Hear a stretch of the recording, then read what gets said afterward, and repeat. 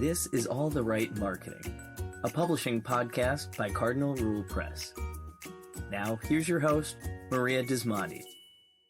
Welcome to All the Right Marketing, where we talk with business owners and industry leaders about marketing their programs and their products. For those of you who have listened for a while, you know those products are books. Our guests share tips that can help anyone in the book industry, whether you are a librarian, bookseller, author, aspiring writer, or publisher.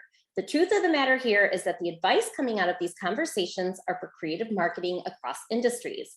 Today's guest is fueled by an IV of green tea and Prosecco. Tara September is a multi-award-winning contemporary romance author of sassy and steamy love stories.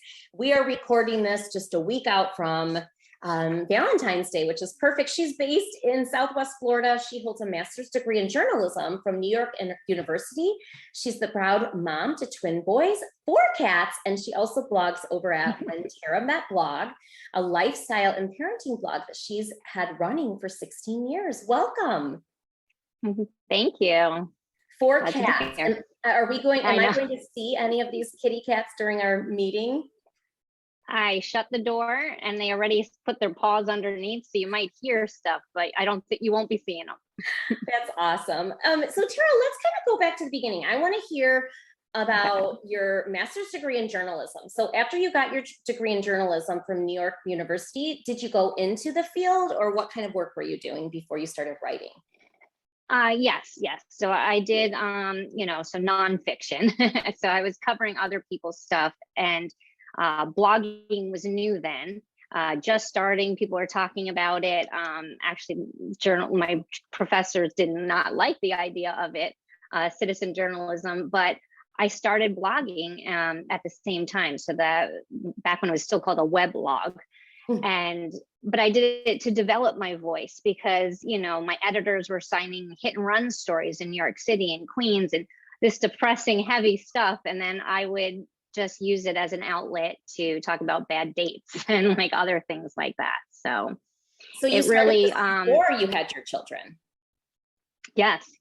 So the blog took people who followed me then went from New York to California with me, dating, marriage, kids. Oh my goodness. And how old are your twins now? 9 years old. Oh, that's so exciting. Awesome. And so you went to California and you were still in journalism at that point? Yes, I did PR. So I worked for Disney out there as the PR manager, but I also wrote for the Huffington Post. So for 8 years, covering like Hollywood, like red carpets and like fun stuff like that.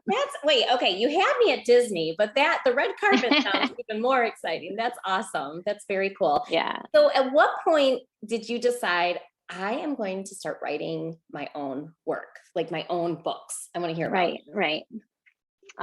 It was always my passion. I always read romance. So even though I majored in English literature and I know people look down on the genre, that was my jam. That's what got me through studies and hard times. It's, escapism. So I had always wanted to, but I just didn't think I could. I didn't think I could write fiction in that sense. And it was hard. It was a big change, and it took several years and a lot of classes and feedback and things like that. But I was at a conference and people were talking about, was there any regrets, anything you didn't do? And I was kind of cocky in my head thinking, nah, I did everything I wanted, did this, that. And then on my ride home, my head was like, you liar, you've always wanted to write your romance book. So I was like, this is the time to do it. So that's awesome. 5 years after that. 5 years after that. And what was the title of your first book? I'm going to link to some of these in the show notes. Okay, great. Jesse's Girl. So it was based on the song, the 80s pop song, Jesse's Girl, because I used to listen to it and think, who wouldn't want 2 guys fighting over you? And I just thought about like, what is that story? So it's a small town romance. Oh, I love that. So, okay, you wrote Jesse's Girl. You have this platform of, listeners and readers who are reading your blog. And so is that really how you were able to start selling Jesse's Girl? Like how you were in Publicity. So what was really your strategy for getting visibility around your books? So I did have a few people who read my blog that then obviously bought my books and were supportive, but they weren't necessarily romance readers. So it wasn't the conversion. Yeah, it wasn't the conversion I would have hoped, or like, I have like 35,000 followers on Instagram for that personality, but my author personality is like 4,000 followers. So it's different. It is, yeah. So it was a good stepping stone, but it wasn't enough. So that's when I had to figure out other ways to market it. And I did have a PR background, and I was used to social media, because even when I did journalism, it was always more focused on social media. So I then just channeled all efforts I could on social media, reaching out to book bloggers, participating in podcasts, and anything new and up and coming, I tried. That's awesome. And so give us a little background. When did Jesse's Girl come out? I just kind of want to set a timeline up here. Good question. 2018. Yeah. Okay. And how many books since? So where are we at now? Because you had just shared with me, I think. Yes. Oh no, I don't know if Don't Start Now is your most recent book. So I have 3 full-length books. Okay. A short story that was in an anthology with other authors at a different press, and then a young adult romance recently, and that's a novella, and that was new for me. Had to write in first person, and it's about college romance, so that was different, a new challenge. And what's that one called? One More Kiss. One More Kiss. Have you ever read the author Colleen Hoover? Yes. I just made kind of a connection between you and Colleen Hoover, because she started out, I love her books, and I've read, I think, almost all of them, but really she started off, I wouldn't consider them young adult, but her characters were really young. And then she gradually kind of moved into more adult characters. And so I kind of made that connection, but you're kind of going backwards. You started with adult characters, and now you have the YA. So that's really neat. Yeah. And I said young adult, but it's probably new adult. And that's kind of what she did too, where you're saying younger characters. So they're 20 something, they're a little bit more consensual age, and new adult. I don't know if I've heard that term. So young adult, high school-ish, and then new adult, right. Those 20s. College and just starting out is new, like in your career. Awesome. The little subgenre that has emerged from it. If only I could go back to my new adult days. I know. Oh, wasn't that a time? I had fun. Yeah, I had fun trying to draw upon like experiences to put in there, like dating. All right, so there's something else before we got started that you had shared that really helped with visibility, and that was audiobooks. So tell me how you kind of broke into the audiobook space. Yes, so I had just my first 2 books out and a short story, but I was kind of doing as much as I could. It seemed like, my sales were kind of getting flat in print and in ebook, even if I changed the price and did sales and did all that. And I know I liked listening to audiobooks, and I just assumed it would be too expensive or too hard to produce. But I just started testing it out, and I did it through ACX, so it's through Amazon's platform. And in the beginning, I even did like a shared royalty. So the narrator makes the same as I make per audiobook, even though she's just reading my words, but she's an actress and a professional. So puts a lot more meaning and does the different voices and everything. But yeah, I got like scripts and examples and heard different voices, and then found a narrator, created that negotiation. And once that went out, that was all of a sudden like a resurgence of interest in my book, because you got new reviews coming in. You got new people then looking at your backlist. And I think people who might never have found me because they don't have the time to read, audiobook listeners like to multitask or commute and listen to a story.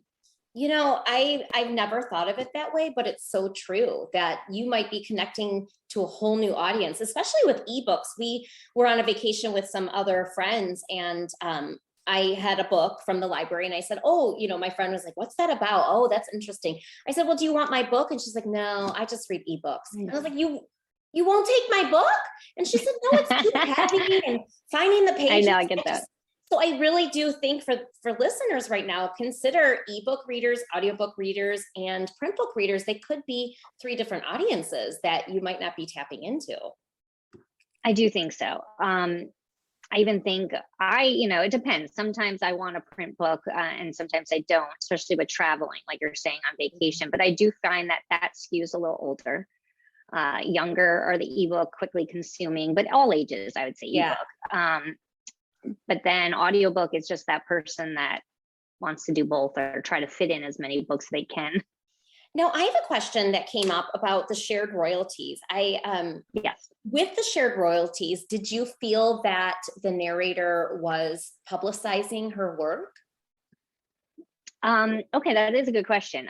So for my first 2 books, I went with the shared route, and I did have a little bit more from her. Like, I did see her giving out codes, because you get a certain amount of codes that you can give for reviews. But you're limited. So, you're kind of treating that like gold, like you make sure you want to give it to the right people who actually will listen and review. So she gets her own set, which is kind of cool. So I didn't have to dip into mine. And I saw her using it and pushing it out. But then after I sold 500 audiobooks, I was like getting addicted to looking to see how many people were listening for my next, for Don't Start Now, one of my release last March. I guess maybe I got greedy, or I wanted to try a little different way, that I spent more upfront for the production. So I'm getting more of the royalties. I actually went after this particular narrator because I listened and liked one of her books. So it was kind of cool. I had a lot more control over it. But no, she didn't do as much of the PR side. But her name had some cash. I did see some people leave reviews saying that they were listening to my story because they like her. So that was interesting. That is interesting. Wow. Yeah.